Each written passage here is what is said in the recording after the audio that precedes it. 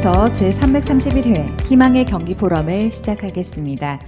오늘 경기포럼은 강기갑 강사님을 모시고 오랜 염원, 미래의 농업과 건강이라는 주제로 진행되겠습니다. 강기갑 강사님은 제17대, 18대 국회의원을 역임하셨고 현재는 한국마이크로바이옴협회 대표로 활동하고 계십니다. 그럼 강기갑 강사님을 큰 박수로 모시겠습니다.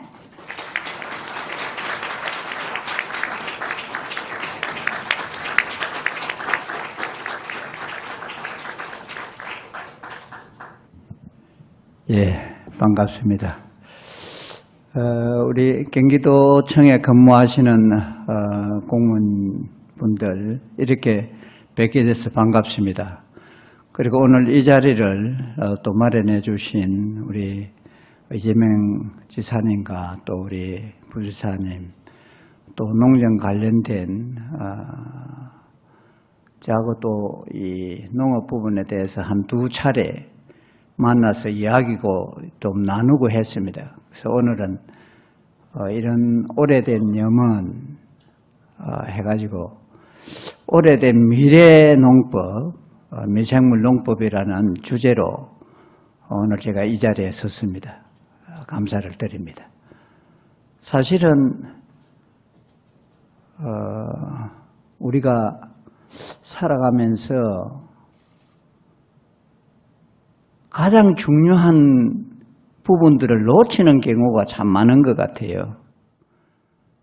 그래서 뭐가 우리에게 있어서 가장 중요한 것인지 이런 것들을 한번 되짚어 보면서 농업, 농촌, 농민의 문제에 대한 오늘 이야기 시간을 갖도록 하겠습니다.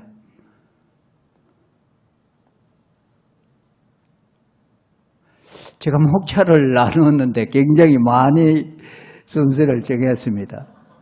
쫙 했죠. 이것만 그냥 하면서 토만 몇 개 따라도 시간이 다 갈 것 같은데 우리는 어디를 향하는가 한번 제가 이런 화두를 한번 던져봤습니다. 어떻게 보면은 모든 사람들은 이 행복을 향해서 끝없이 몸부림치고 있는 것이 아닌가 하는 그런 생각을 해봤어요. 근데 행복도 이제 사람의 이렇게 성장 과정에 따라서 뭐가 행복이다 하는 게 다 좀 다를 수가 아니겠습니까? 갓 태어난 아이는 부모도 잘 모르는 것 같지만 어떻든 엄마 품에 안겨서 엄마 젖을 이렇게 먹고 배고플 때 엄마 품에 안겨서 젖병보다는 또 엄마 젖을 이렇게 먹고 할 때 그때 아마 정신적으로나 육체적으로 가장 행복감을 느낄 것 같아요. 그리고 영아 때가 또 다르고 육아 때가 다르고 또 청소년 시기가 다르고 성인 시기에 가면서 내가 행복하다 하는 걸 느끼는 것들은 다 좀 달라질 것 같아요. 그러나 총괄적으로 저는 이런 생각을 해봤습니다. 우리가 모든 사람에게는 기본적인 행복이 있다 이런 생각이 들어요. 그거 뭐냐 하면은 그 기본적 행복 안에는 어떤 내가 생존할 수밖에 하는 데 있어서 없어서는 안 될 절대적인 그런 자원이 있는 거죠. 그 자원이 여기서 이제 나타나 있듯이 태양, 공기, 물 이건 우리 인간이나 식물이나 동물들에게도 절대적인 자원입니다. 사실 온도가 없으면은 이게 뭐 동결 상태로 돼버리지 생존 자체가 안 돼. 호흡을 할 수 있습니다. 사람만 호흡하는 게 아니고 동물, 작물들도 다 호흡을 하죠. 호흡하는 데 있어서 절대적으로 일정한 온도가 보장되지 않으면 호흡을 할 수가 없습니다. 두 번째가 공기입니다. 물론 식물들은 이제 탄소를 먹고 산소를 이렇게 뱉어내는 거지만은 이것도 하나의 공기죠. 그리고 또 하나는 물입니다. 수분이죠. 그래서 이 세 가지 부분은 절대 자원입니다. 없으면은 절대적으로 살 수 없는 걸 절대 자원이라고 그러죠. 그리고 이제 그 두 번째가 필수 자원입니다. 그래서 필수 자원은 뭐냐? 이것은 이제 사람은 또 숨도 쉬고, 물도 마시고, 또 온도, 햇빛도 이래가지고 있지만 어떻든 먹어야 살지 않습니까? 이 먹는 것이 전에는 성서말씀이나 뭐 이런 데 보면은 자연 속에서 옷도 안 입고, 이렇게 벌거벗고 자연에서 나오는 그 수확물만 가지고도 먹을 수 있었지만은 사람들이 자꾸 숫자가 많고, 이렇다 보니까 계획된 생산을 하지 않으면 식량이 이제 굶어 죽는 수밖에 없었어요. 이게 이제 우리에게는 필수 자원에 해당돼요. 식량이라는 부분이. 그 다음에 나머지 부분이 선택 자원인데, 이 선택 자원은 사실은 우리가 선택할 수도 있고 안 할 수도 있는 거예요. 냉장고 없다고, TV 없다고, 세탁기 없다고, 휴대폰 없다고, 컴퓨터 없다고, 뭐 우리가 못 사는 건 아니지 않습니까? 살아갈 수는 있는 거예요. 그래서 이걸 이제 선택 자원이라고 그렇게 하는데, 사실 이 선택 자원 이전의 단계가 먹을거리, 옷, 의식주부터 이래 하는데, 식이주 저는 이렇게 합니다. 우선 먹어야 되고, 그 다음에 옷을 입어야 되고, 그 다음에는 뭐 땅굴에도 살고 덤불 속에서도 살 수 있지만은 집을 지어서 식이주, 요 세 가지가 우리 사람이 살아가면서 기본적으로 행복감을 느낄 수 있는 게, 이게 사실은 기본적 행복이라고 저는 이렇게, 이거 뭐 제가 다른 데서 본 것도 아니고 제가 이렇게 살면서 농업을 어떻게 중요성을 좀 피력할까 이래 하다 보니까 이런 구분이 좀 되더라고요. 그래서 이 기본적 행복을 우리가 먼저 득할 수 있어야 그 다음 행복 단계로 넘어갈 수 있다. 그 다음에 넘어갈 수 있는 것은 이 본질적 행복과 궁극적 행복, 이건 상당히 종교적인 그런 냄새도 나는 부분이고 하기 때문에 여기서는 거론을 하지 않겠습니다. 문제는 이제 우리가 먹지 않고 살 수 없는 존재인데도 불구하고 대한민국이 식량 자급률 한 23%, 채 25% 미만인 이 나라에서 왜 농업과 농촌 농민들이 이렇게 홀대를 받고 외면당하고 그 소중함을 대접을 못 받고 있는가? 또 우리는 왜 이렇게 먹지 않으면 살 수 없는 존재인데도 그런 것에 대해서 소홀히 하고 관심을 안 두는가?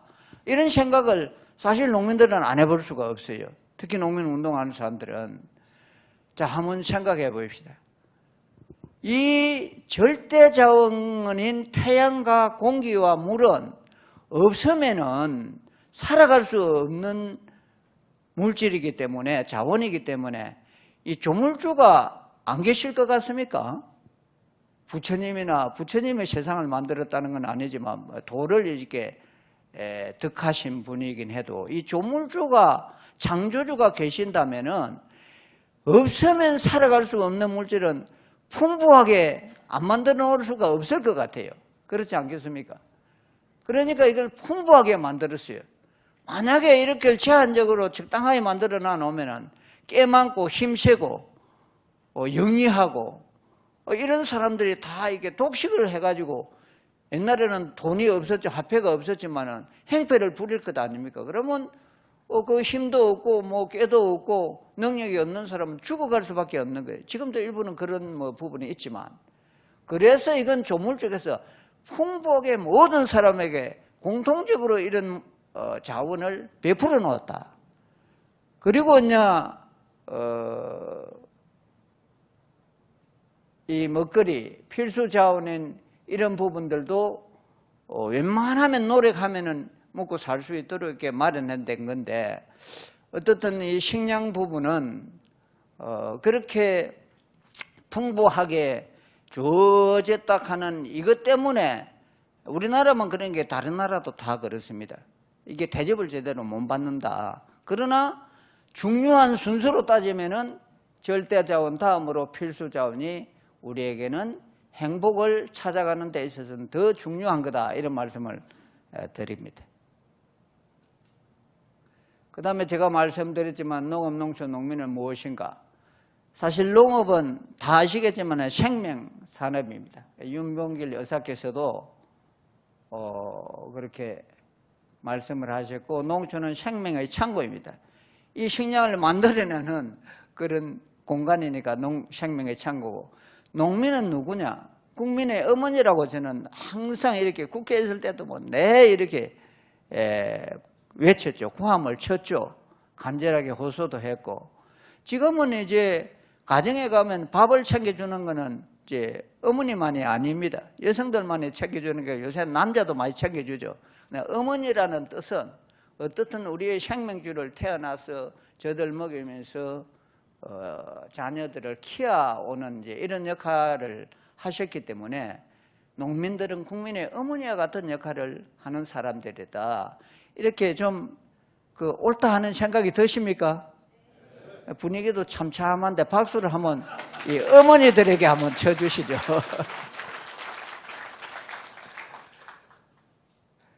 그 다음에 이제 그럼 먹을거리를 장만하는 이 먹을거리는 우리가 어떤 건가? 생존의 필수 자원이다. 아까 말씀드렸지만은 태양, 공기, 산소, 식주의, 그 다음에 이 세 가지 중에 이거는 우리가 살아가는데 없어서는 안 되는 이제 그런 거다. 근데 제가 농사를 지어보니까 농민들이 농사를 다 짓는 것 같지만 그게 아니더라고요. 예. 이 조물주의 섭리, 이것이 하늘의 섭리는 온도, 습도, 산소 다 주죠. 휴면, 자연의 조화, 농부의 노력, 이 세 가지가 사실은 이 농사를 짓는 건데 거의 대부분은 하늘의 섭리에 의해서 따뜻하게 해주고 겨울에는 춥고 그 다음에 비도 내려주고 공기는 없는 데가 없지 않습니까? 조그마한 공간만 있으면 공기가 들어가고 심지어 우리 인체 내에도 산소가 다 있고 물 안에도 공기가 있고 이런 자연의 조화인데 이게 자연의 조화는 제가 뭘 말씀드리냐 하면은 비도 내려주고 햇빛도 쬐어주고 따뜻했다가 또 추울 때도 있고 열대지방도 물론 있지만 이렇게 조화를 막 이렇게 일으키는 거예요. 그래서 이제 기후 변화가 지금 어떤 엄청난 기후 재앙으로 지금 닥쳐오고는 있지만은 그 기후의 재앙도 저는 이게 자연의 섭리다. 우리 인간을 위해서 지구를 살리기 위한 몸부림이다. 이런 생각을 많이 했습니다. 왜냐하면 태풍이 부는 것은 단순하게 부는 건 아니에요.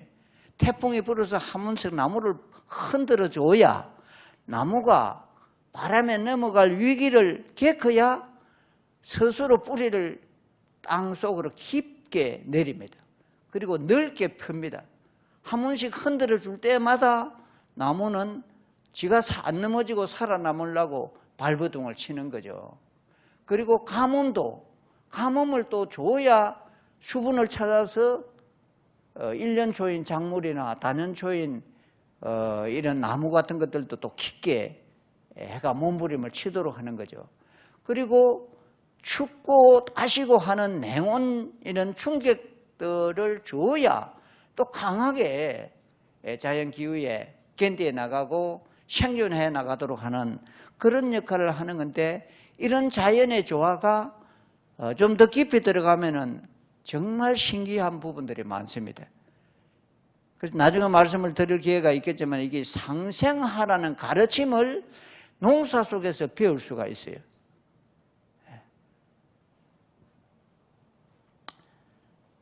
결과를 우리 농민들은 사실은 이 하늘의 섭리와 자연의 조화 속에서 농부가 땅을 갈고 씨를 뿌려주고 또 잡초가 무성히 자라서 그걸 덮을 때는 그걸 조금 이렇게 해결해주는 이런 정도의 노력과 정성을 땀을 흘리는 역할만 하는데 저는 그럽니다.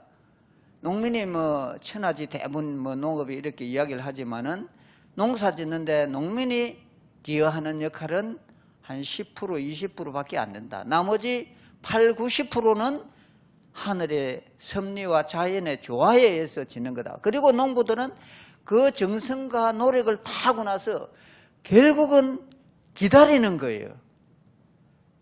새가 빠지게 경상도 말로 새가 빠지게 농사지어도 가을에 태풍 와서 싹 쓸어버리거나 뭐 기후가 뭐 안 좋아가 냉해를 입어버리는데가 하면은 바로 절단이 나버리지 않습니까? 그래서 내 할 바를 다 하고 자연과 하늘의 결과를 기다리는 진인사 대천명의 그런 자세를 가지며 사는 사람들이 농민들이다. 좀 멋지죠? 농민들 좀 이제 만나면 조금 다정하게 이렇게 대해주세요.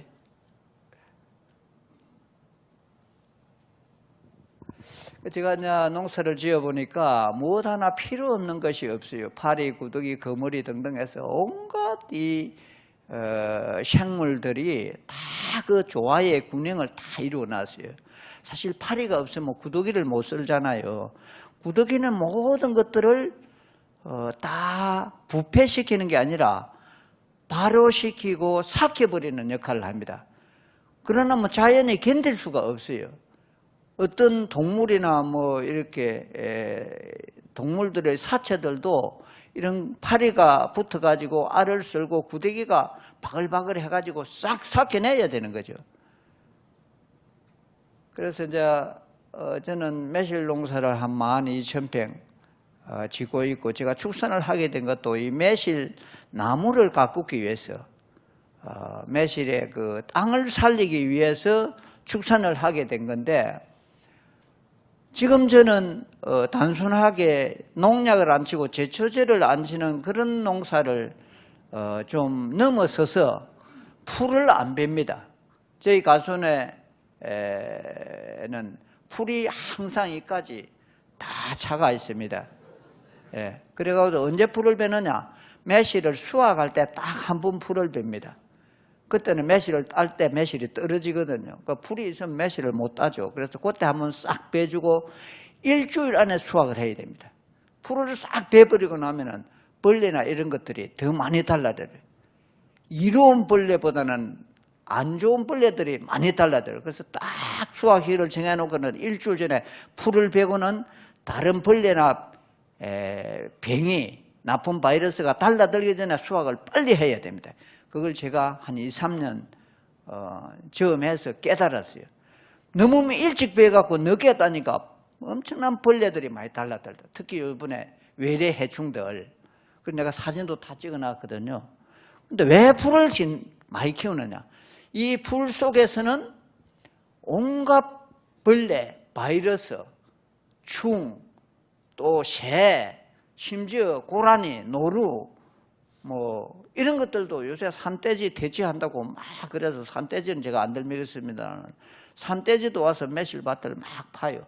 퇴비를 많이 하니까 거기에 뭐 구데기 같은 거 이렇게 잡아먹는다고 할 정도로 풀을 많이 키우는 풀이 한두 가지가 아닙니다. 수백, 수천 가지의 풀들이 내뿜는 향기, 속삭임, 이건 뭐 언유법을 씁니다. 진액, 이런 것들이 품어 나오면은 그 향기를 좋아하는 벌레가 있고 싫어하는 벌레가 있습니다. 그 진액, 이런 내뿜는 물질들을 좋아하는 바이러스가 있고 싫어하는 바이러스가 있는데 이 바이러스, 충, 또 새 이런 것들이 많이 올수록 많이 있을수록 천적의 구조가 형성됩니다. 천적이 먹이사슬의 구조가 형성되는 거예요. 그 구조가 형성되면은 특별한 특히 진딧물 농사 지을 때 아마 여기는 농사를 조금씩 지어보신 분도 계신데 진딧물이 가장 좀 많은 이게 충어로서 이 진딧물이 천적이 무당벌레거든요. 무당벌레와 진딧물이 같이 공존합니다. 그래서 진딧물이 확 퍼지면은 이걸 좋아하는 무당벌레가 확 퍼질 수밖에 없어요. 그래서 스스로 이렇게 천적 구조, 먹이사슬 구조로 싹 이렇게 해결해서 짓는 농법을 제가 일명 상생농법이라고 이 미생물 농법을 하면서 지금까지 많이 좀 외치고 있습니다. 상생농법. 다 같이 사는 농사다. 그래서 이제 이런 상생농법이라는 이런 구조가 지금 제가 이제 농사를 지어보면 가장 이제 완전한 그런 농법이고, 이 농사를 짓게 되면은 가치관도 달라집니다. 달라진다기보다는 가치관도 아주 좋게 정립이 돼요. 또 삶도 그렇게 살지 않을 수가 없어요. 안 살면 양심의 가책을 받으니까 진리를 따라 산다는 사람은 자기 양심의 또래를 따라서 안 살면 괴로워서 못 살지 않습니까? 그러니까 이제 상생농법을 농사를 짓는 사람은 삶 자체도 상생의 삶을 살게 돼요. 그렇다고 제가 상생의 삶을 제대로 살고 있다는 건 아니고 저도 살려고 노력은 합니다. 그런데 농사는 이렇게 어렵지만은 짓는데 사람은 워낙 약삭빠르고 장기가 많고 합리화가 많아가지고 정말 양심의 성찰을 제대로 안 하면 자꾸 변질되고 엉뚱한 짓을 자꾸 하려고 그래요. 매일 그래요. 매일같이 내 두루마기 다림질로 해가 싹 펴놔놓으면 하루만 있고 나면 꾸개꾸개 해가 매일 다리듯이 그런 성찰을 안 할 수가 없어요. 그래서 저는 이 두루마기를 오늘 아침에도 내 친척이 계셔가지고 그 친척집에서 자고 아침에 이거가 싹 다려 입고 왔거든요. 이 다리면서 내 마음도 이렇게 다리자, 정신도 다리자, 양심도 이렇게 펴자, 이렇게 다리면서 다림질을 하는 게 저는 도 닦는 연습하는다고 이렇게 생각돼요. 그거 좀 말이 맞다 싶으면 또 박수 한번 쳐주세요. 그래 놓으니까 이 두루마기가 여기서 시원해서 그렇지. 더운데 제가 이거 더운데 입고 나가면 막 사람들이 보고 막 되게 부러워해요. 또 옛날 나이 많은 분들은 저녁간에 와서 내가 이걸 잡아보고 정말 옛날 생각을 하시면서 되게 제일 칭찬 많이 해주세요. 제가 좀 불안한 사람들로 인식이 되어 있는데도 아무튼 섭리를 따라 올바른 삶을 살고 깨달음의 힘을 가지고 자연의 순위 조화와 상생의 가르침을 항상 이렇게 하면서 그 다음에 마지막 진인사 대천명의 겸손한 자세를 가지고 이렇게 노력, 정성, 깨달음을 만난 사람은 이 생명의 영원 불멸의 길로 저는 나아갈 수밖에 없다 이런 생각을 하거든요. 좀 너무 많이 많이 앞서는 것 같죠. 이럴 수 있다는 말씀을 드리는 겁니다. 자, 이렇게 짓는 농사인데 이게 이렇게 지은 농사는 얼마나 우리 몸에 좋겠습니까? 그렇죠? 이게 유기농이 아니라 상생농법으로 지은 농사라면은 바로 우리하고 우리 건강을 정말 최대한 좋아지게 하는 그런 식탁으로 이어지고 그 살아있는 생명의 식탁은 우리를 살아있는 생명의 용솟음 넘치는 건강한 몸으로 만들어준다. 그런데 현재 한국의 식탁의 현주소를 제가 여러 가지가 있지만은 시간 관계상 퍽퍽 좀 넘어가겠습니다. 현재 방부제, 책색제, 표백제, 발색제, 발항제 등 가지수를 다 600여 종의 식품 첨가제, 국민 1인당 1일 10g, 연간 4kg인데 사실은 이 통계 위에 연간 42kg를 먹고 있다는 나중에 영상이 나올 겁니다. 이 정도로 식품 첨가제가 많이 있습니다. 그리고 이걸 먹는 배수는 미국의 3.4배, 독일의 6.3배, 캐나다의 4.4배, 우리 대한민국의 식품 첨가제, 인스턴트 가공식품 이것도 그렇지만은 이런 부분들도 다른 선진국들에 저렇게 많이 먹고 있다. 이런 말씀을 드리겠습니다. 그 다음에 이제 식탁이 안 좋아져 있다는 것은 제가 다른 말씀을 다 안 드리겠습니다. 가공식품, 인스턴트, 식품 첨가제 등에서 이 범벅이 되어 있는데 실제 그 나라의 식탁 지수를 보면 그 나라의 국민 건강 지수가 바로 나옵니다. 이것은 OECD에서 조사해가 발표한 통계 자료입니다. 성인 3명이 이제는 저희들이 당뇨를 앓고 있고 성인 4명 중에 1명이 고혈압을 앓고 있고 중암암 등록본부에서 이 최근입니다. 암 환자가 100만 명, 50명당 1명이 암 환자. 청소년 4명 중에 뭐 온갖 욕을 다 적어놔서 좀 사명중이지만은 비만, 고혈압, 당뇨병, 심장병, 백혈, 아토피, 피부병, 정신지체 발달장애라고도 새로운 이게 생겼습니다. 그래서 특히 아토피 같은 거는 엄마들의 심장을 칼길과 긁는 그 고통을 주고 있거든요. 인하대 사회예방학 교실 임종환 교수팀이 기행아 출산율을 최근에 이건 조사한 겁니다. 발표를 했는데 100명당 출산하시는 임산부 100명당 5.5명이 기행아를 출산하고 있다. 이렇게 발표가 나왔습니다. 물론 이 통계가 딱 맞는 건 아니에요. 이 정도다. 이게 3명이라도 얼마나 많습니까? 100명 중에 3명도.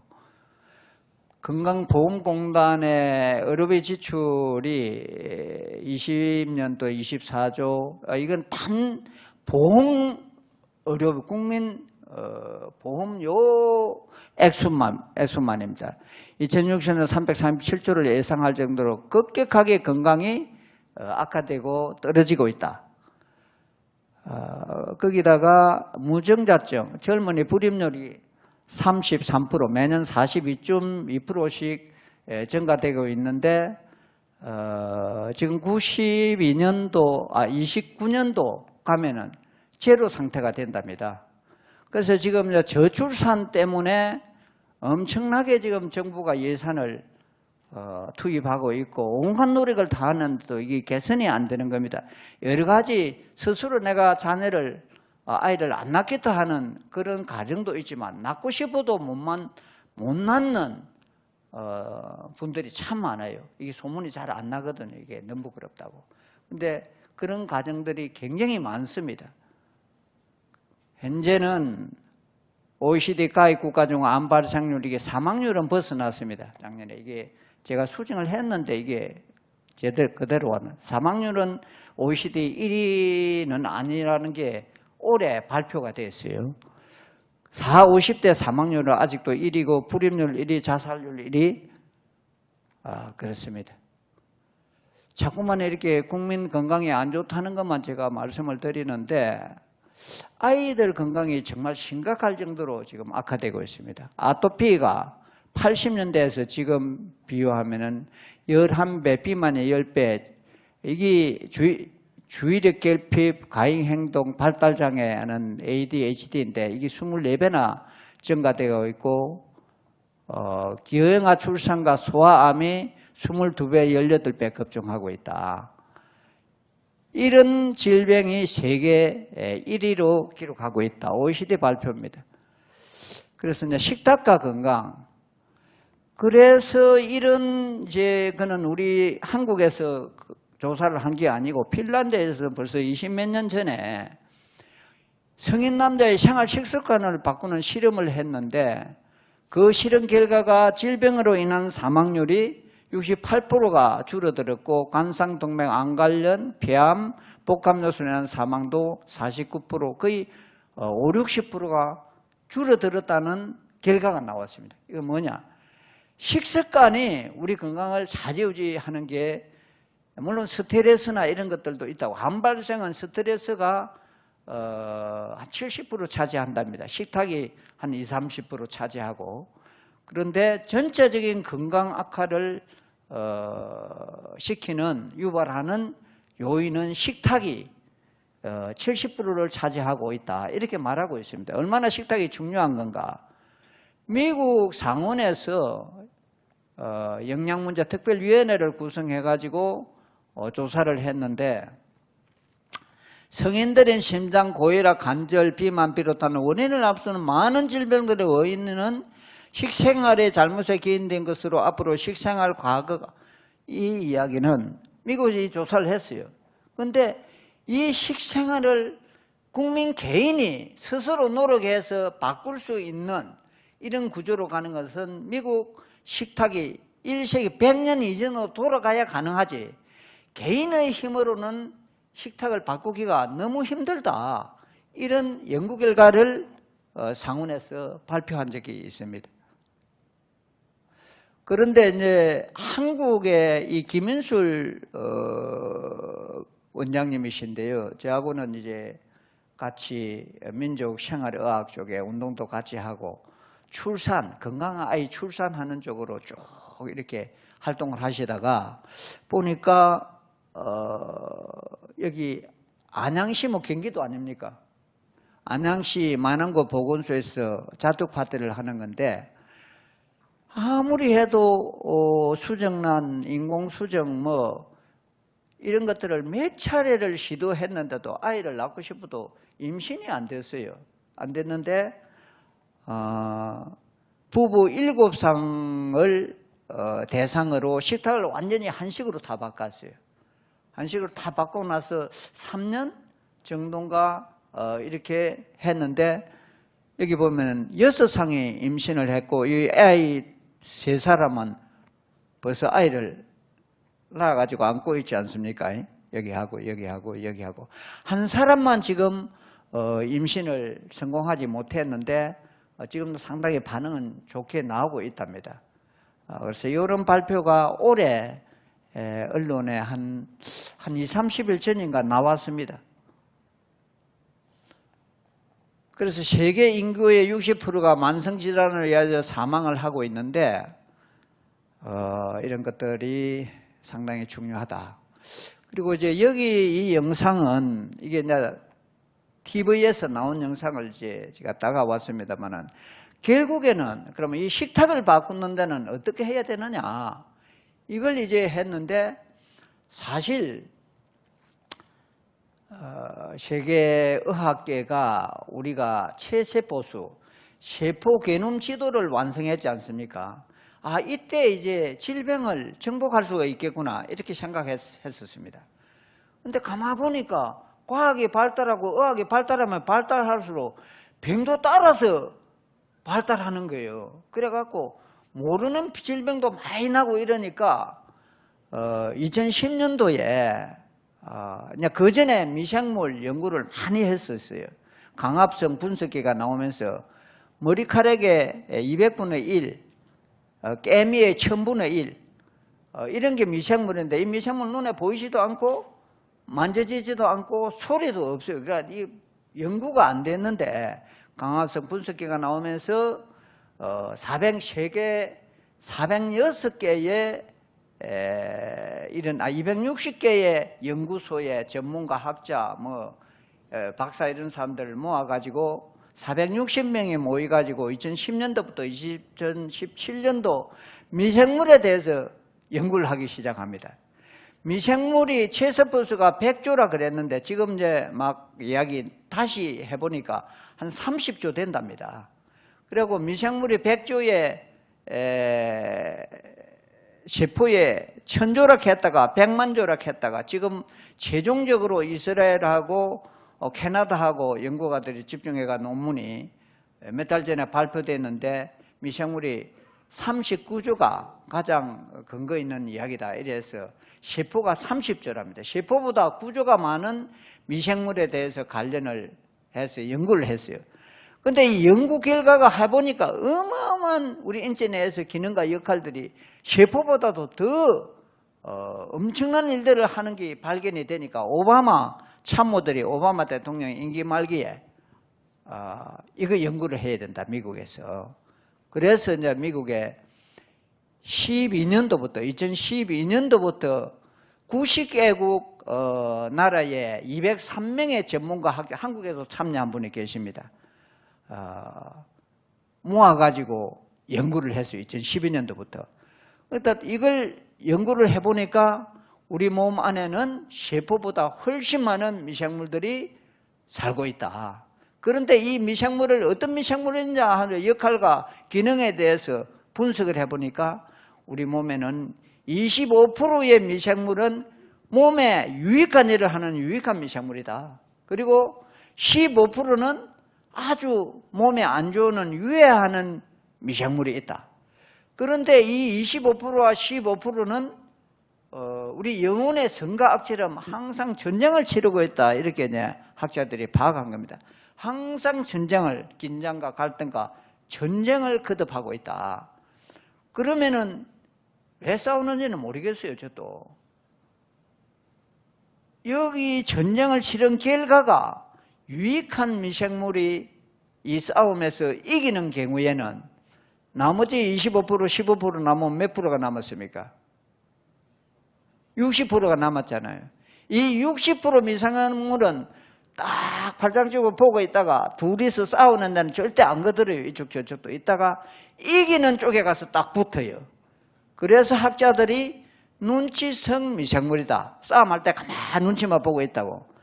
그런데 이제 어떤 학자들은 결과가 중요하다.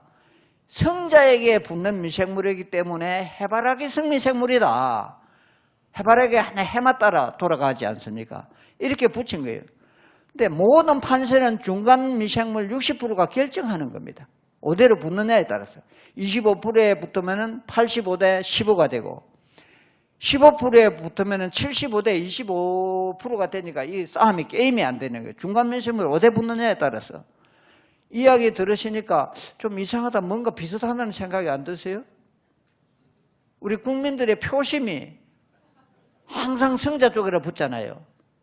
여기 뭐 공무사이기 때문에 정치적인 그런 발언을 하는 게 아니라 어떤 지역에는 이런 당이 항상 우세하니까 그쪽으로 대부분 붙는 거예요. 중간층이. 이 국민들의 표심하고 똑같아요. 어찌 이렇게 갔나 이렇게 생각했어요.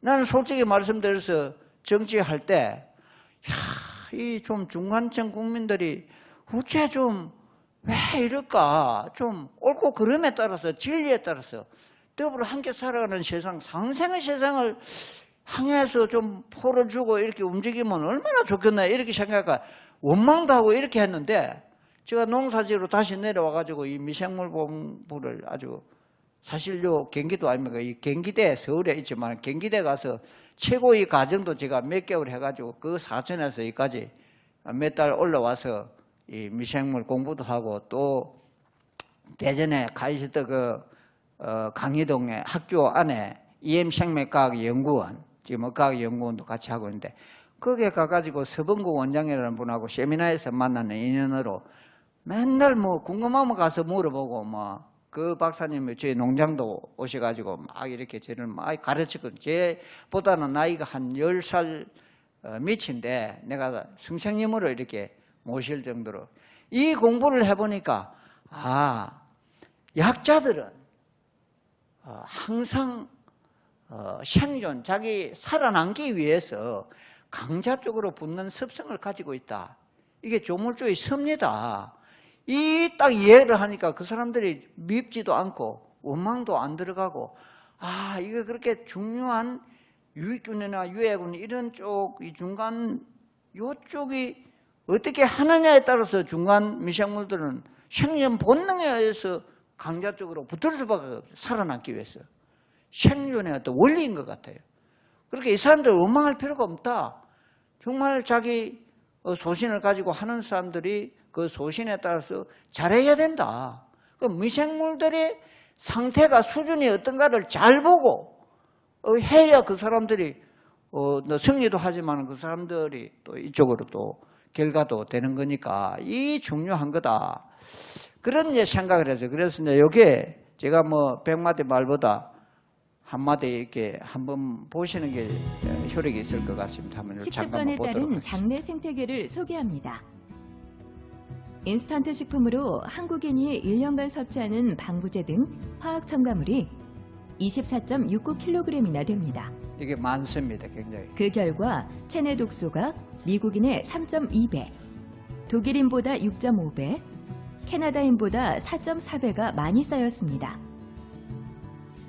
빨리 먹는 급식, 과식, 과음, 커피 과음, 흡연, 항생제 등 약물 남용이 장내 생태계를 황폐화시켜 9세 미만 어린이 29.9%가 변비이고 30%가 아토피 비염이며 성인 10명 중 5명은 변비, 3명은 비만이고 당뇨 등 대사증후군 환자가 1000만 명에 암 환자 100만 명 시대가 되었는데 매년 큰 폭으로 증가하고 있습니다.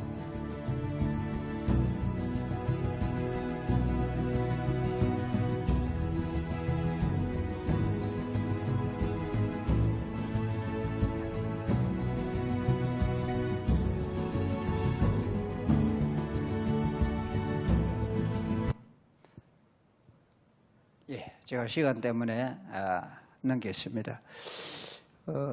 가공식품, 인스턴트 이런 것들을 많이 드시면은 이 원리가 어떤 원리냐 하면은 25%의 유익한 미생물들은 숙주를 지키기 위해서 그것들을 먹고 지가 중화시키면서 죽어갑니다. 왜 15%가 25%를 이길 수가 있느냐 하는 말씀을 드리는 겁니다. 그래서 유익한 미생물들이 죽어가고 그걸 중화시키고 또 비실비실할 때 나쁜 미생물들은 딱 이렇게 보고 있습니다. 비실비실 힘이 없을 때 싸움을 걸어요. 탁 걸어서 15%가 25%를 이기는 결과가 나오는 겁니다. 그렇기 때문에 아까 말씀드렸듯이 60%의 해바라기성 미생물들이 당연히 15%로 붙을 수밖에 없거든요. 그렇게 해서 75대 25의 균형이 되면은 우리 인체 내에 숙주가 먹는 동물도 마찬가지입니다. 흙도 마찬가지입니다. 사람도 그렇고 숙주가 먹는 음식물들을 85대 15가 되면 다 분해 흡수를 합니다. 영양가를 다 분해 흡수해가지고 이 영양분을 입에서 먹고 식도로 넘어가서 위에 가고 위에서 십이지장을 가고 십이지장에서 오른쪽으로는 담낭을 해가지고 간장을 하고 왼쪽은 췌장 이쪽으로 가서 신장으로 가서 이것이 이 영양가들이 전부 심장으로 다 모입니다. 혈액 구조를 해서. 그래서 심장에서 박동, 실핏줄, 지구에 몇 바퀴 되는 실핏줄 이런 것들을 쫙 통해서 각 장기에게 필요한 영양들을 효소라는 물질을 안내를 받아가지고 다 가는 거거든요. 그래서 이 핏줄이 심장과 제일 멀리 있는 신체일수록 이 핏줄이, 실핏줄이 가장 더 많이 들어가 있습니다. 그래서 여기를 잘리는 것보다는 손가락을 잘리는 게 고통이 몇 배가 더 큽니다. 이 신경이 많이 있기 때문에. 발가락도 그렇고요. 그래서 발가락, 손가락을 지압해주고 만져주면 이 피 순환에 큰 도움이 된다. 이런 이야기가 나오거든요. 어떻든 핵심은 그렇게 될 때는 변이, 대장에도 미생물들이 다 있습니다. 그래서 이 소장에서 다 분해 흡수가 되지 못한 것들은 대장으로 내려가면 대장의 미생물들이 가장 많이 살고 있습니다. 이 대장에서 다 분해 흡수하고 사실은 직장을 통해서 동물이나 사람이나 항문으로 빠져나갈 때는 그 변에 영양가가 하나도 없이 완전히 다 분해 흡수해가 몸에 다 쓰여지기 때문에 직장으로 나가는 배는 냄새가 안 납니다. 제가 오늘 핵심적인 문제는 축산의 문제이거든요. 이 축산의 악취가 나는 것은 이 가축들의 장내에 이런 미생물 구조가 75대 25 나쁜 역할을 하는 미생물을 75%를 차지하고 있기 때문에 이런 변이 나간다. 그래서 지금 방송에 보면은 뭐 전부 종편이 가장 선전을 많이 하고 있어요. 종편이 때는 이랬는데 이 국민 건강에 대해서 엄청난 이 공부나 교육을 하고 있다. 그래서 되게 좋더라고요, 요새는. 그래서 요런 데 선전하는 게 전부 유산균이지 않습니까? 근데 사람이 지금 식탁을 바꾸려고 하면 한 번 망가진 식탁을 바꾸는 데는 엄청난 세월이 걸립니다. 우리 전통 발효 민족의 4,000년, 5,000년의 발효식품의 종조국 전통 발효식품이 망가지는 거는 몇 년 만에 망가져 버렸거든요.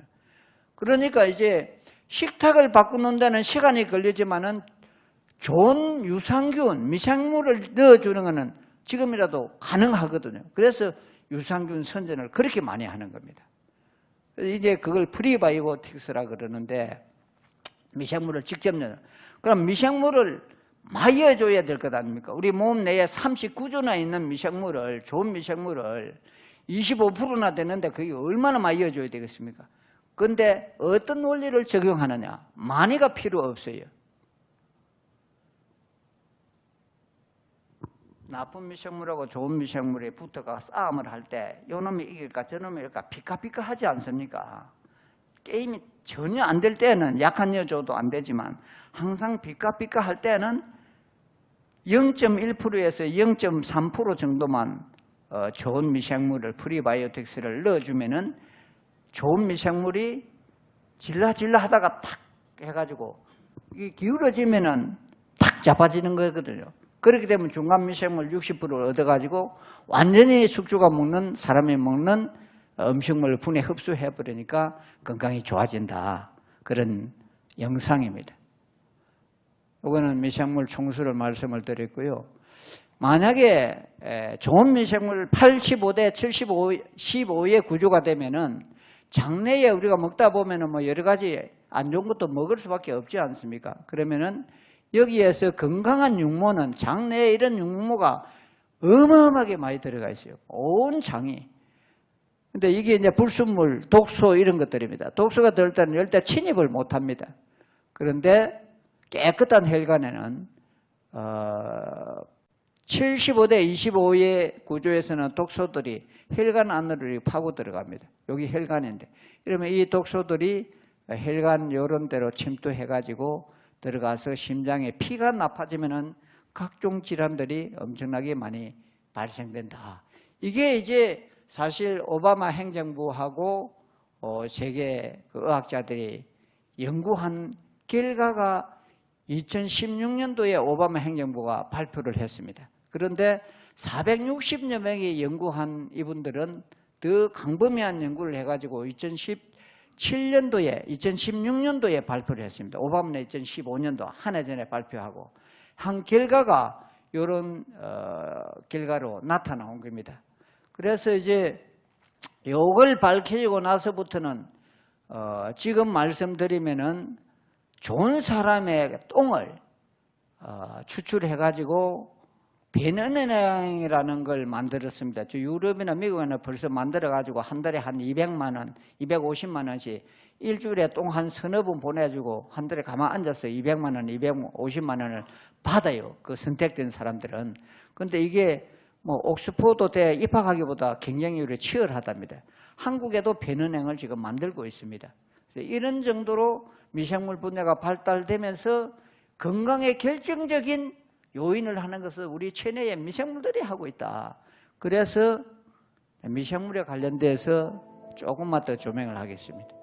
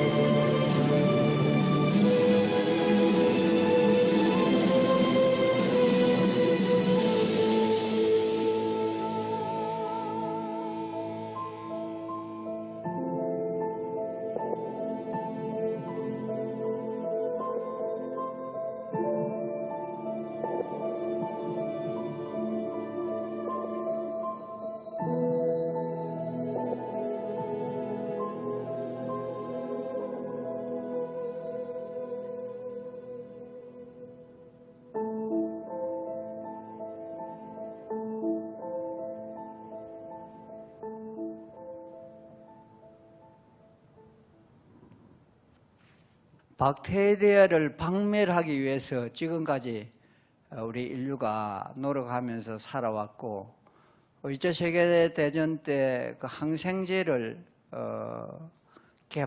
발명하고 개발한 이후로 이 박테리아의 발명의 도구로서 약으로서 다 지금까지 대체했지만 결국은 그 결과가 지금은 항생제의 내성을 가진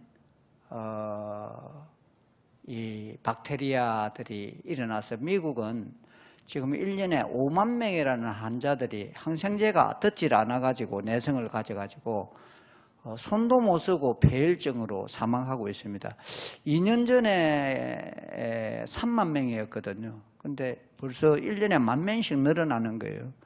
그리고 또 이화여대 그 영아 사망 사건 있지 않습니까? 저는 사실 바로 그렇게 판단했습니다. 지금도 그 확실한 원인을 밝히지는 않고 있지만은 사실은 병원마다 지금 단실에 있는 나이 많은 사람, 내성이나 면역성이 떨어진 환자들은 수술하고 나서 주변에 있는 이런 항생제 내성을 가진 바이러스에 오염 감염이 되고 나면은 치료가 안 됩니다. 됐다가 또 하다. 그래서 다 독방실, 1인실로 지금 다 움직이고 있거든요. 이게 많은 병원에서 일어나고 있는 사실입니다. 이게 미국뿐만이 아니라 항생제를 많이 쓰는 나라일수록 이런 현상들이 일어나기 때문에 의학계도 현재 박테리아를 죽이는 살균하는 행식에 지금 어술은 이제 아니다 하는 이런 각성을 이 미생물 분야의 연구 결과에 따라서 지금 엄청난 속도로 확산되고 있습니다. 이건 제가 아까 말씀드렸듯이 중간물과 유익균의 이런 역할이라는 것이고요. Humans are dependent upon the bacteria who call our body home. We have a symbiotic relationship with them, co-evolving together over thousands of years. We give them a home, and they thank us by contributing to the overall function of our bodies. When we live in harmony with our microbiome, we live healthier lives all around. In this video, we'll lay out a strategy for promoting the growth of a healthy, stable, and diverse microbiome. But first, let's dive a little deeper and get to know both sides of the germ conflict happening right now inside our gut. Welcome to war. There is a constant battle being waged between two factions, good and bad bacteria. This is a battle over territory. Our gut has a limited amount of surface area, making territory a valuable commodity. Both sides of this war feed on the foods we consume, and our dietary decisions are the biggest way we pledge our allegiance to either side. Unfortunately, the modern diet is full of highly processed, nutrient-sparse foods, feeding the bad bacteria and starving the good. When bad bacteria gains territory, there's a smaller overall diversity of bacteria. In this scenario, the microbiome as a whole is destabilized, and ultimately it stops functioning the way it should. Now that you've seen what is going on in your gut, what can you do to turn the tide for the good bacteria?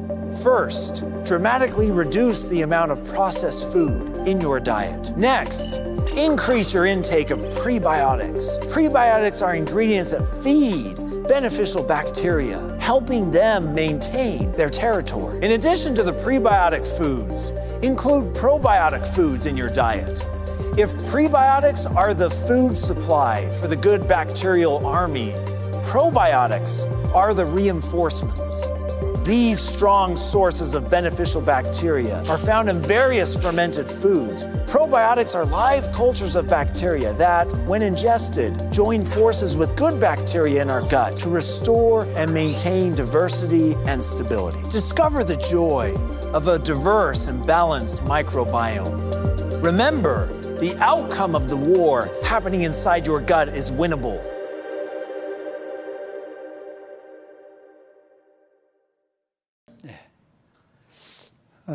숙주가 먹는 음식을 뭘 먹느냐에 따라서 결정적으로 이렇게 달라진다 하는 것들을 사실 우리 조상들은 다 알고 계셨죠. 5,000년의 바로 전통 나라로서 전부 다 발효식품으로 다 우리 식단을 꾸려졌고 된장, 고추장, 간장이 전부 다 발효된 겁니다.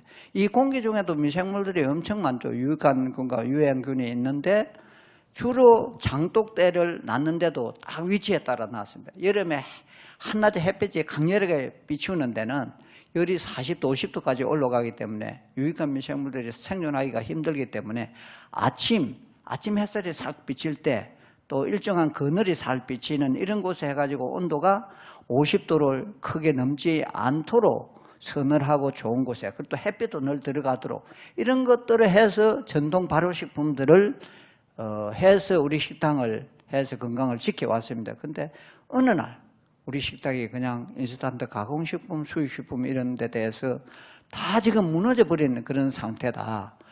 그래서 이제 뭐 요 정도 제가 이 미생물이 우리 인체 내에서 어떤 역할을 하고 어떤 조화를 일으키는지에 대해서 그 시간을 좀 많이 할애를 한 것 같습니다.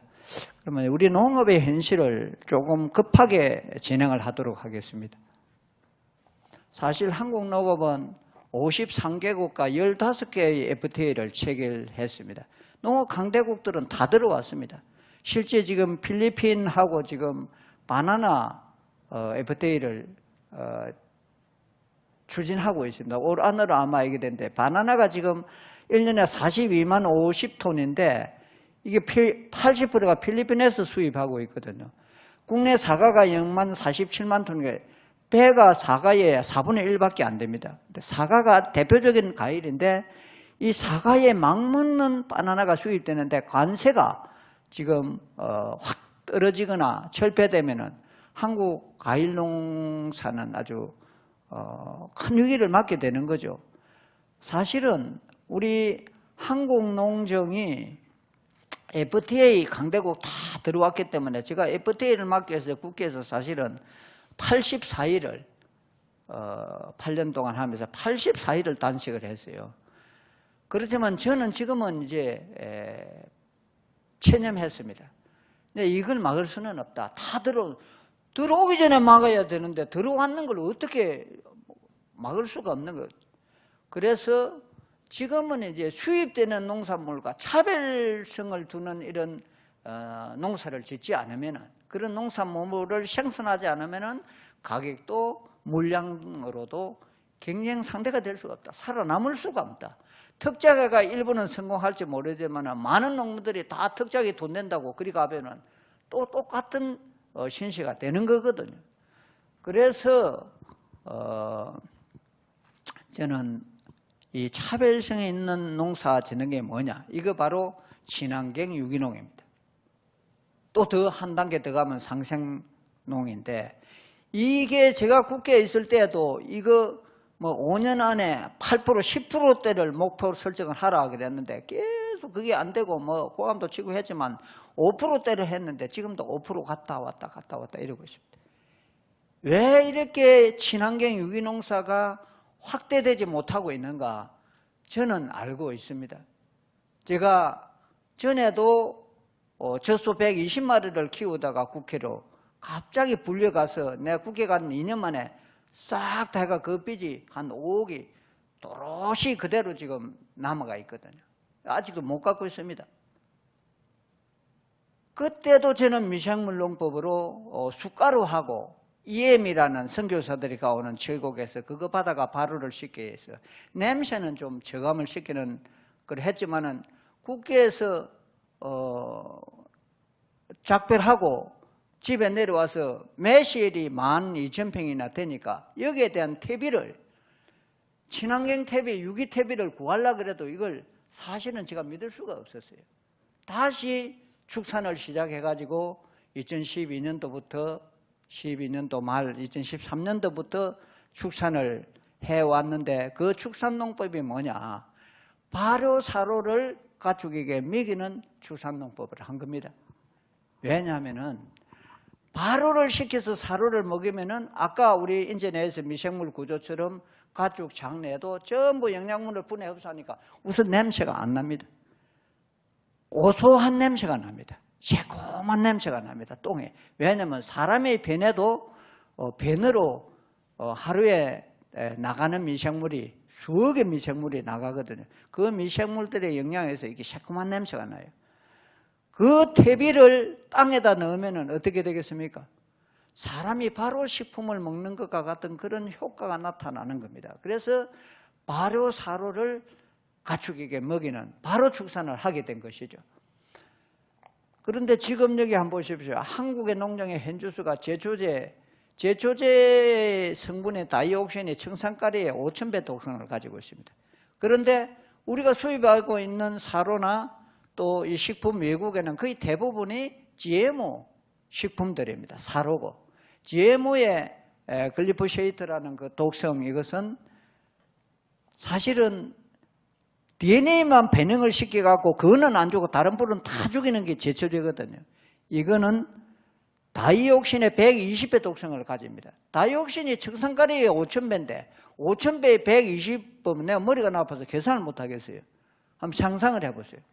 이런 형태로 지금 우리 한국 농업이 거의 제초제 농법으로 다 가버렸습니다. 전에는 제초제를 논농사 짓는데 제초제 아마 농사 짓는 분도 계실 겁니다. 한 번밖에 안 쳤습니다. 지금 2번 칩니다. 모시기 전에 쳐야 됩니다. 있는 풀을 죽이기 위해서. 그 심고 나서 일주일 안에 또 열흘 안에 제초제 쳐야 됩니다. 그러고 나서 또 풀이 나오면은 또 한 번 더 칩니다. 이것은 유전인자를 지금 공식적인 발표는 유전인자 변형식은 제초제라는 발표가 안 난다. 제가 그 이야기 듣고 이거는 조사하면은 유전인자를 건드려서 만든 제초제일 것이다. 다 세번 치는 건 아닌데 세번 쳐야지 않으면 안 된다는 평소에 제초제를 많이 쳤던 논에서 그리 될 겁니다. 왜냐하면 동물이나 식물이나 나를 죽이는 것이 오면은 내가 살아남기 위해서 내성을 키우는 거거든. 그 내성은 당대에 잘 안 커집니다. 자기가 죽어가면서 후대에게 그 내성을 심어줍니다. 그러면 이것들은 살아남기 위해서 제초제 그 독한 약에 살아남기 위해서 발버둥을 치다 보면은 후대 유전인자를 통해서 그 내성을 키워주기 때문에 계속 제초제를 쳐도 약이 잘 안 듣습니다. 지금 항생제가 내성 가지가 안 듣는 시각하고 똑같이 이 농사 작물들도 그렇게 내성을 키워가고 있습니다. 메르스라는 것은 박테리아가 내성을 키운 게 아니라 돌연변이를 일으킨 바이러스입니다. 메르스는. 왜? 너무 독한 약을 치니까 여기에 살아남기 위해서 발버둥을 너무 해도 그래도 안 되니까 돌연변이를 일으켜버린 거거든요. 숙주를 죽이는 바이러스는 없습니다. 그런데 메르스는 그 항생제의 독성을 이겨내기 위해서 몸부림을 치다 어쩔 수 자기 능력 이상이 되니까 안 되니까 일으킨 게 돌연병인데 숙주를 공격하는 것이 메르스 바이러스입니다. 이 정도로 지금 우리 전 세계의 이 생태계가 지금 이렇게 망가지고 있는 거거든요. 이게 제가 우리 농장에 내려가는 이건 이제 마을 도로인데요. 이 도로에서 아스팔트를 뚫고 죽순이 올라가는 것을 내가 차로 타고 가다가 딱 보고는 차를 제가 사진을 찍은 거거든요. 생명의 힘이라는 것은 항우장사도 못 당합니다. 바위와 바위 틈에 뿌리 하나 내리면 소나무나 이 나뭇가지들이 떼죽에 올라오는 거 봤지 않습니까? 죽어야 되죠. 물이 없어서 흙도 없는데 바위 틈새에 끼가 있는 흙의 뿌리를 받고 사는 것이 생명의 힘인데 이런 힘을 못쓰게 죽여버리는 제초제가 얼마나 독하겠느냐. 그래서 내가 이걸 영상에 넣었습니다.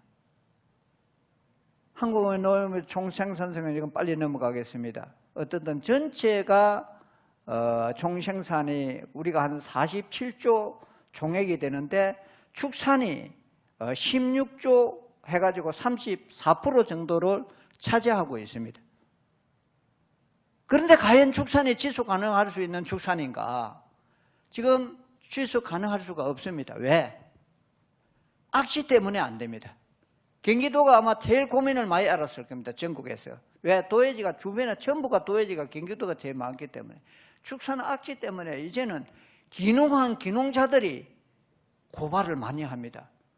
아무리 냄새가 나도 살아왔던 사람은 안면 때문에 고발 못하는데 지금 기농자들이 고발할 뿐만 아니라 아파트가 들어가는 핵심 도시 이런 데는 전부 민원이 다 들고 일어났습니다. 악취 때문에. 왜 악취가 납니까?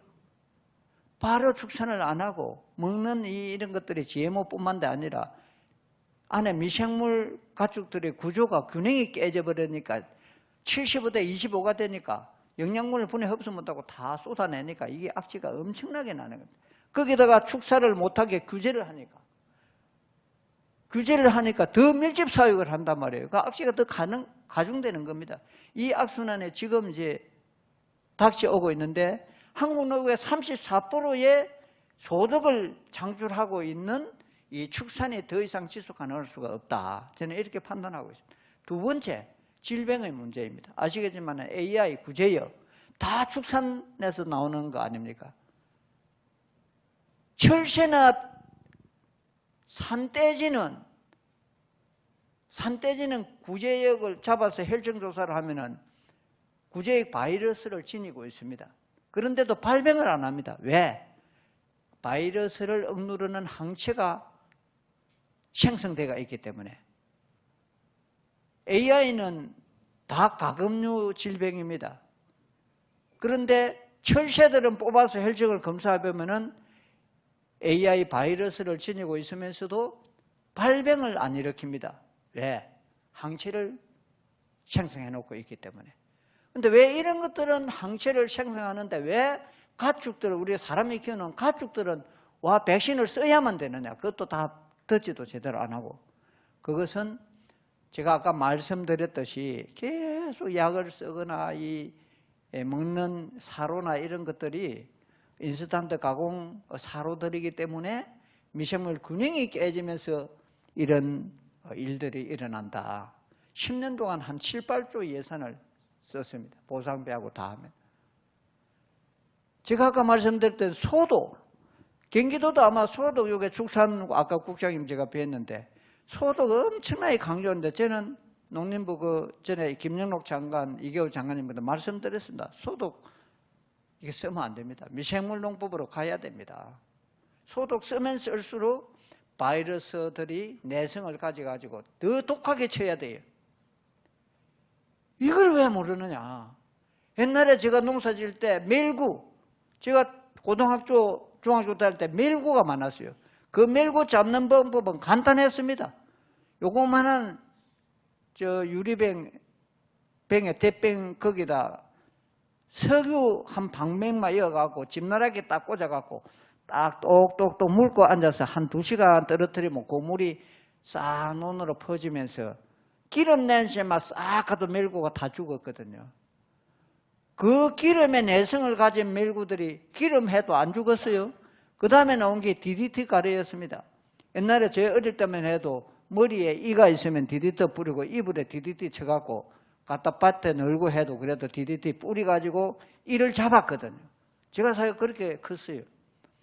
그런데 그 DDT가 안 되고 전문 멜구약이 나왔는데 몇 단계를 거듭하면서 파라치온이라는 맹독성 농약이 나왔어요.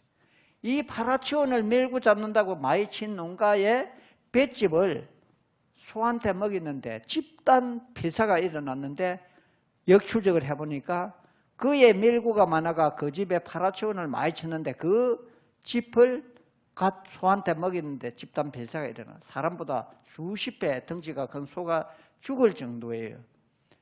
그렇기 때문에 소독 개념이나 뭔가를 자꾸 미생물을 함께 공존하려고 하는 이런 앞으로 질병 대책이 나오지 않으면은 갈수록 더 악화돼서 더 이상 출산에 지속 가능할 수가 없다. 이것이 제가 지금 고소하고 있는 상태입니다. 제 결론인데 간행농법에서 미생물농법으로 대전환해야 된다. 잘 아시겠지만 우리 조상들이 5,000년 동안 전통 발효식품으로 우리 식탁을 지켜왔는데 이게 편리성이나 그냥 일회성, 인스턴트 뭐 이런 것들을 하루아침에 이게 무너져 버렸거든요. 덕을 쌓는 사람들, 돌을 닦는 사람들 10년, 20년, 30년을 닦아온 그 도도 이게 추락할 때는 하루아침에 그냥 무너져 버리는 겁니다. 아시잖아요. 산 꼭대기에 올라가서 그냥 떨어지려고 뭐 하루 잠깐 동안에 굴러 떨어질 수는 있지만 이걸 다시 복구하는 데는 더 어려운 거거든요. 그렇듯이 우리 5,000년에 바로 전통 이 식품 식탁이 지금 이렇게 무너져 버렸는데 이거 어떻게 하느냐? 그렇지? 근본은 이 식탁을 바꾸는 것은 결국은 먹을거리를 이렇게 바꿔야 되는 거고, 이 먹을거리를 바꾸려 그러면 어떻게 해야 돼요? 땅을 살려야 되거든요.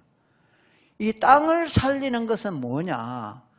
사실은 땅에다가 유기질을 넣어줘야 되고 좋은 퇴비를 넣어줘야 살릴 수밖에 없습니다. 그런데 지금까지 벌써 화학비료, 관행농법, 화학농법, 이게 화학비료입니다. 옛날에 우리 조상들은 가축들, 농사 짓는 사람은 집집마다 가축을 안 키우는 사람이 없었어요. 왜? 퇴비를 논에다 이어야 되기 때문에 가축을 키울 수밖에 없었고요. 물론 뭐 육식도 필요. 옛날에는 소는 처음부터 다 잡아먹는 거는 농민들이 마을에서 소 잡는 일은 수십 년 동안 한 번도 없었어요. 다 이게 해갖고 내지. 그래서 이제 이 축산을 제대로 하면은 가축들이 싸는 분변이 바로 퇴비가 됩니다. 바로 사료를 먹이면은 가축의 똥은 바로 퇴비가 되고, 이 바로 퇴비는 땅으로 들어가면은 밭이나 논이나 가수원이나 들어가면은 이게 바로 식품과 같은 역할을 하는 것이죠. 흙을 제가 여기 시간 때문에 안 냈는데, 흙의 안에 들어가 있는 미생물도 사람 인체나 동물에 들어가 있는 거하고 거의 같습니다. 비중은 25대 15대 60입니다. 그래서 제가 이 미생물을 공부하면서 만세를 2번 불렸어요. 한 번은 진딧물을, 고추를 심었는데 진딧물이 확 달라서 내가 그거 점심으로 오다가 손으로 갖고 잡을 수도 없고 바치가 비비 갖고 잡는데 몇 주 담고 나면 30분, 1시간이 걸려요. 집사람이 밥물을 안 오냐고 전화가 와요. 도저히 그리 못 가서 내가 모르겠다. 너가 알아서 해라. 둘러서 갔는데 마을 사람이 집사람한테 내 큰 상조 되려면 주원인데, 주원이 엄마, 주원이 아빠 몰래 내가 약통 주고 약 갖다 줄 테니까 이거 쳐라. 고추 한 개 못 따먹을 거다. 이랬거든요. 집사람 내보다 배짱이 더 좋아요. 예예 코고는 그대로 놔둔 겁니다. 막 새카마이 돼버렸는데, 나 또 고집이 좀 있거든요. 좀 있는 게 좀 많다고 많죠. 내미 놔둬버렸더니 내가 못 보겠더라고. 그래서 저 뺑 둘러가서 점심 먹으러 갔어요. 저 가수원에 갔다가. 한 일주일인가 열흘 뒤에 갔더니, 한 3, 4일 후에 가니까 무당벌레가 빨간 게 나와가지고 애벌레가 잡아먹기 시작해요. 그래서 내가, 야, 너가 이걸 언제 다 잡아먹었나? 너가 배가 터져서도 너 이거 안 됐겠다. 어쩌겠네. 너만 믿고 나는 모르겠다 하고 한 일주일 뒤에 갔는데 진딧물도 없어지고 무당벌레도 없어지고 깨끗하게 청소가 돼가 있는 거예요. 그래서 제가 만세 3번을 불렀어요. 이게 천적의 먹이사슬 구조가 이런 기적을 만드는 거예요. 왜냐하면 천적이 발생하는 데는 시간이 많이 걸립니다. 근데 이제 먹이가 발생하는 것은 더 작은 미생물도 큰 놈이 있고 작은 놈이 있는데 이것들은 빨리 퍼져요. 근데 천적이 맛을 딱 보고 새끼를 까기 시작하면은 기하급속도로 자손을 번성시킵니다. 미생물은 일대기가 9시간이거든요.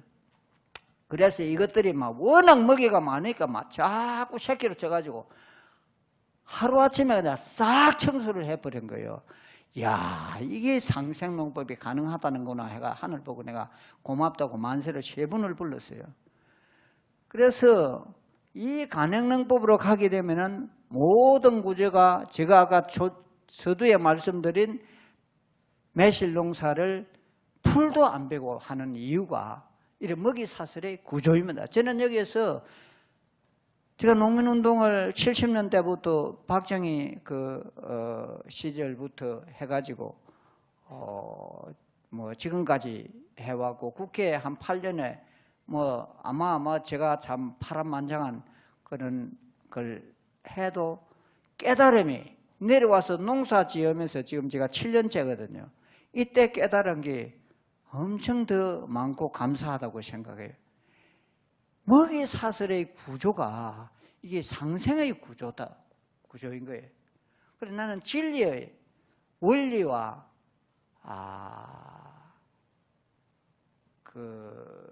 순리가 상생의 순리다. 저는 이제 약육 강식이 자본주의의 논리나 자본주의의 생리하고 똑같다. 그래서 정거래 법칙인 약육 강생을 엄청나게 저는 안 좋아했거든요. 이걸 깨닫고 나니까 약육 강식이라는 것이 먹이 사슬의 구조더라고. 정글에서는 강한 놈이 살아남지만 뺑뺑 돌고 약한 대로 다 가지만은 조물주가 또 약한 것들은 엄청 빨리 만들어 놨어요. 토끼나 이런 것들이 산돼지들이 토끼 이렇게 못 해치거든요. 늑대도 토끼 등을 잡아먹기가 쉽지 않아요. 더 빨리 안 만들어 놔면 다 잡아먹혀 버리니까 이 구조가 안 되는 거죠. 균형이 깨져 버리는 거. 다 필요 없는 바이러스도 없다고 그랬는데. 그래서 지금 우리 인류의 제일 강한 동물이 누구겠습니까? 사람 아닙니까? 총도 만들어내고 코끼리도 쏴 죽일 수 있고 뭐 폭탄, 미사일, 지구도 괴멸시킬 수 있는 이런 이제 재주와 힘을 가진 것이 사람인데, 이 사람이 먹이 사슬의 구조로 보면은 눈에 보이지도 않죠. 머리카락의 200분의 1. 예. 개미의 1000분의 1인 눈에 안 보이고 소리도 안 들리고 만져지지도 않는 바이러스에 우리가 죽어가고 있지 않습니까? 결국은 인체 내에 바이러스에 의해서 병이 들고 우리의 치유력이 떨어지고 내성이 떨어지고 소화력이 떨어지고 이래 되면 결국 노화는 거기서 오는 거거든요. 그래서 사람은 결국 인류의 영장이고 최고의 강적이라고 하는 사람은 그렇게 보잘것없는 미생물 바이러스에 죽어갔다. 그러나 이게 어느 한 특정 동물이나 충이나 바이러스가 확 창궐하면은 이거는 우리 장내에서 유해한 미생물을 탁 이렇게 제압하는 유익한 미생물이 있고 중간 미생물이 왔다 갔다는 하지만은 그게 일조하고 있는 요 원리에 의해서 이 지구가 생존할 수 있고 환경을 보존하면서 이렇게 지탱할 수 있는 거다. 생명이라는 것을 생명의 보금자리 역할을 하고 있는 거다. 그런데 사람이 좀 영리하다고 해서 계속 이걸 죽이는 약질, 물질, 독성을 개발해가 이걸 쳐다보니까 지금 온 생태계가 이렇게 신음하고 있고 환경에서부터 물에서부터 공기에서부터 이런 기후 변화가 기후 위기에서 이제는 재앙으로 덮치고 있다. 저는 이런 생각을 했어요. 그래서 이 간행농법을 미생물농법으로 가는 건데 이거 잠깐만 한번 들어주세요. 이거 제가 설명 다 드린 겁니다. 인간 장 속에는 한 1151종, 약 1000여 종의 미생물들이 살고요. 이걸 이제 세균들의 종류로만 분석을 했을 때는 한 4000여 종 이상이 우리 장내나 이 미생물들이 살고 있습니다. 근데 장내 세균 무게가 무려 1.5kg이나 됩니다. 실제 우리 체중의 한 3% 정도 된다고 얘기를 하고 있고요.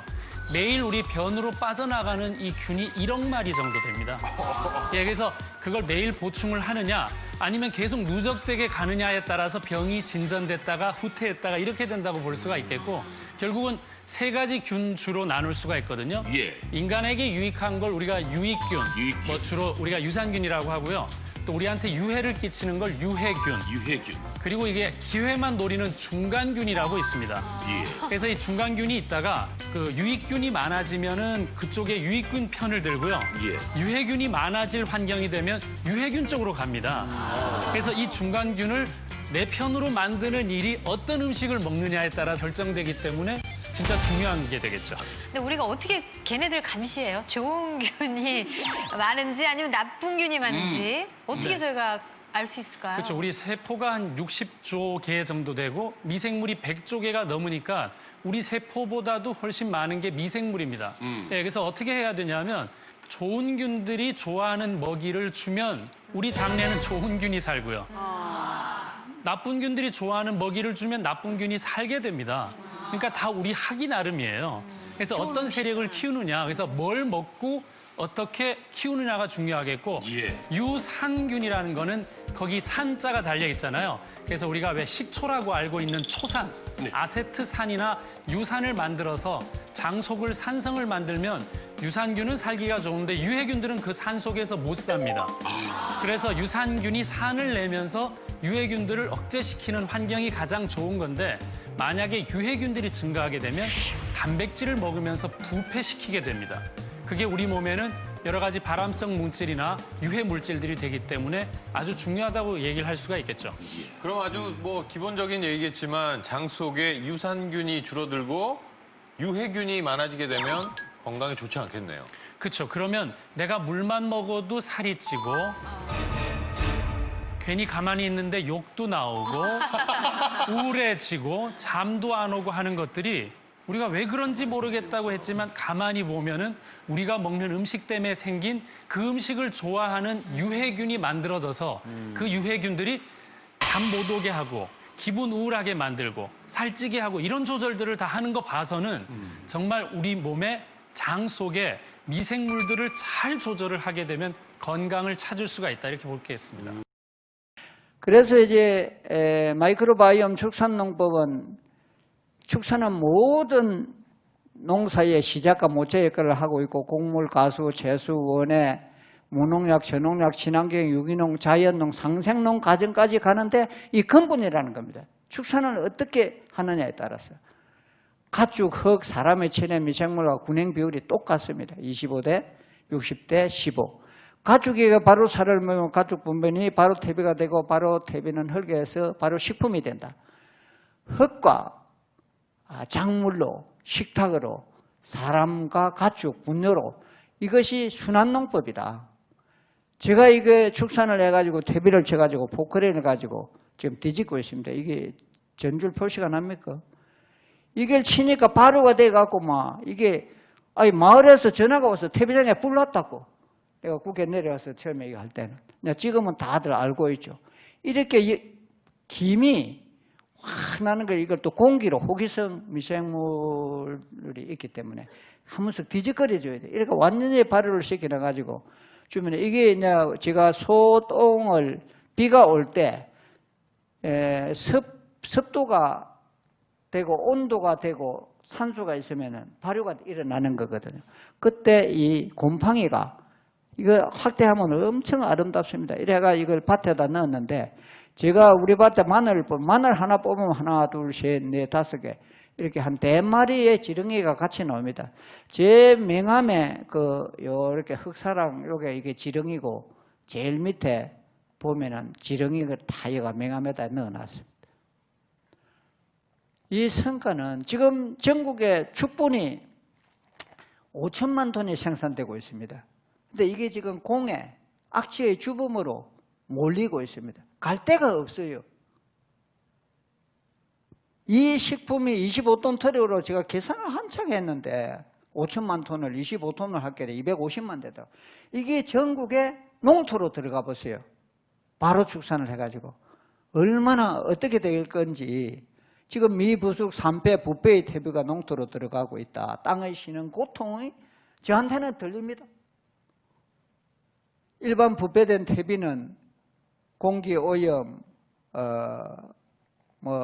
몸을 병들고 물을 병들고 땅을 병들게 하지만 바로 퇴비로 되면은 이렇게 좋은 역할을 할 수 있다. 아까 말씀드린 면역성, 치유력 증강, 철새, 바이러스, 산돼지, 구제역, 바이러스, 항체 뿐만 아니라 경영비 절감이 됩니다. 사료의 효율도 높아갑니다. 작은 사료를 먹어도 영양분을 다 뽑아내니까 거기다가 육질이 최고입니다. 정말 맛있습니다. 저희 집에 돼지를 먹어본 사람은 아무튼 그렇습니다. 이 정도로 식탁이 좋아지는 거죠.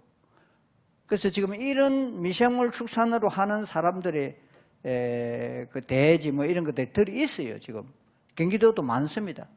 그래서 이런 것들이 식탁에 이어지고 소비자들이 그걸 선호해 줄 때 이 운동을 촉진시키는 거거든요. 여기까지가 이제 제가 거의 25분, 5분 남았는데, 잠깐만, 제가 이게 다목기 목적으로 여기에다 발효를 시키고, 배합기 발효기입니다. 이것은 제가 이제 우유 젖소할 때 썼던 우유 냉각기인데 여기다가 미생물 해가 저장을 합니다. 제가 사실은 행편이 안 좋아가지고 이거 다 백체를 막아야 되는데 백체를 못 맡다가 겨울에는 이게 너무 추우면 안 되거든요. 90% 막 냉각기에 둘러 씌워가지고 배양한 걸 저장을 하고 쓰고 있는데 이게 이제 발효기입니다.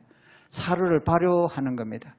저 높은 데까지 내가 하루 몇 번을 오르고 내리고 사다리 타고 가면서 발효시키는데 이게 제가 발효시킨 바로 사료입니다. 이게 발효시킨 거고요. 좀 뭐 더불어 되게 행복해 보이죠? 예. 이거 뭐 넘이 보면, 야, 뭐 좀 이상하게 보이겠지만은, 쟤는 얼마나 기분이 좋은지. 이래가지고 제가 그냥 가축을 먹이고, 이건 아까 제 소똥이고, 저는 염소도 키우고, 뭐 돼지도 이렇게 다 방목을 합니다.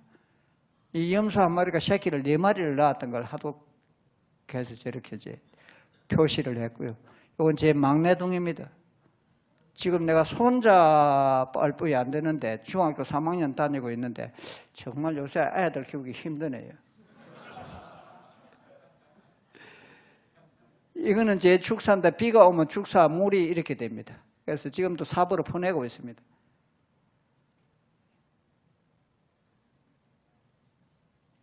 이거는 프레이 한번 잠깐 해보세요. 염소가 얼마나 귀여운지요. 강아지 반려견을 키우는 사람은 자식이라고 하던데, 이건 제 농장의 홍보 영상입니다만은 제가 말씀드릴 건 다 들었습니다. 제가 좀 조리 있게 딱 균형 있게 말씀을 못 드려가지고 시간이 질의응답 시간이 뭐 거의 없어져 버렸는데, 아무튼 제 결론은 식탁을 살리는 것이 얼마나 중요한지를 우리가 잘 모르고 있다. 태양이나 산소나 물이 흔하다고 해서 이게 귀중한 게 아닌 게 아닙니다. 진짜 귀중하고 없어서는 안 될 것은 다 풍부히 줘놨어요. 흔한 것이 귀한 것이다. 우리 약초도 옛날에 꼬돌빼기, 쑥, 뭐 이렇게 주변에 흔한 거 이런 것들을 냉이 이런 것들은 엄청나게 많았거든. 지금 약을 치니까 다 죽어버렸어요. 근데 그런 것들이 우리 몸에 굉장히 좋다는 게 지금 다 이제 규명이 되고 있거든. 흔한 게 귀한 거다. 지금 우리 대한민국 식량 자급률이 23%에 불과하지만 수입에 의존하는 그 이유 때문에 이렇게 흔해가 대접을 못 받고 있다. 그러나 양도 질적으로 우리가 개선시켜야 된다. 이게 농민의 몫이다.